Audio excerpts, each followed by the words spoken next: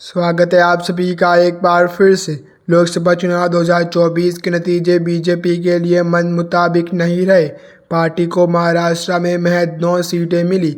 हार से आहत होकर और अपने अनुमान से कम मिली सीटों को देखते हुए भाजपा ने महाराष्ट्र में आगामी विधानसभा चुनाव के लिए अपनी उम्मीद कम कर दी है और राज्य में 100 सीटें जीतने का लक्ष्य रखा है।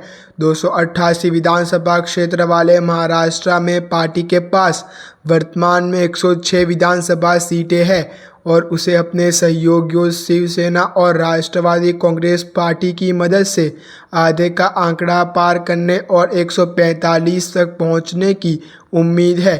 पिछले हफ्ते कार्यकर्ताओं को संबोधित करते हुए महाराष्ट्र के उप मुख्यमंत्री देवेंद्र फडणवीस ने कहा, महायुति के सत्ता में लौटने के बारे में कोई अस्पष्टता नहीं होनी चाहिए, लेकिन इसे बरकरार रखने के लिए हमें 100 सीटें सुनिश्चित करनी होगी।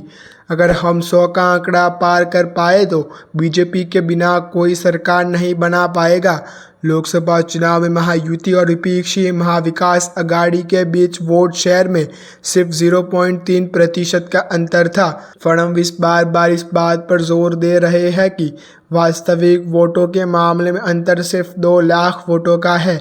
यह अंतर आसानी से पाटा जा सकता है। कार्यकर्ताओं की बैठक में फडणवीस ने कहा कि एकनाथ शिंदे सरकार की लाडली बहन योजना महायुति को आगे बढ़ाने के लिए पर्याप्त होगी। महाराष्ट्र के डिप्टी सीएम ने कहा, लोकसभा चुनाव में 400 पार का नारा बेअसर रहा।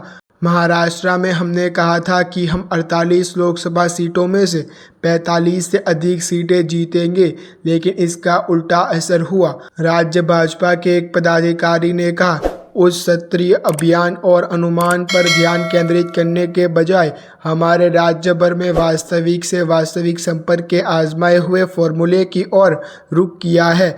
हमने महसूस किया है कि लोकसभा में विफलता जमीन सत्र पर लोगों के साथ अलगाव के कारण थी।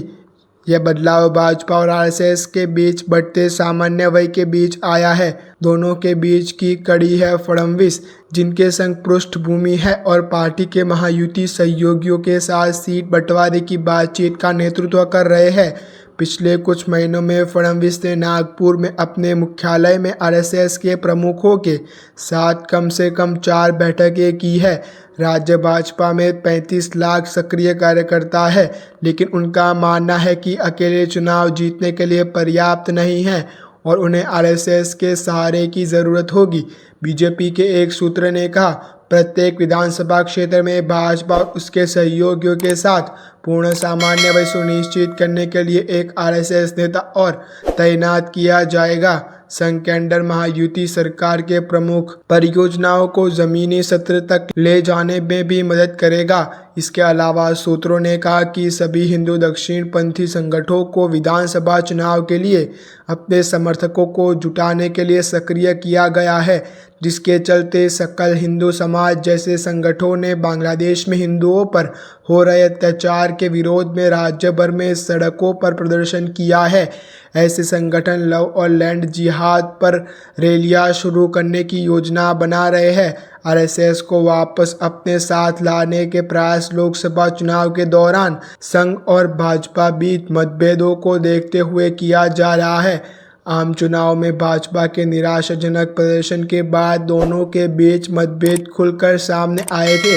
कहा जा रहा है कि चुनाव प्रचार के दौरान इंडिया एक्सप्रेस को दिए गए एक इंटरव्यू में बीजेपी के अध्यक्ष जेपी नड्डा के उस बयान में संघ नाखुश था, जिसमें उन्होंने कहा था कि बीजेपी खुद को चलाने में सक्षम है और उसे आरएसएस की जितनी ज़रूरत नहीं है जितनी पहले होती थी।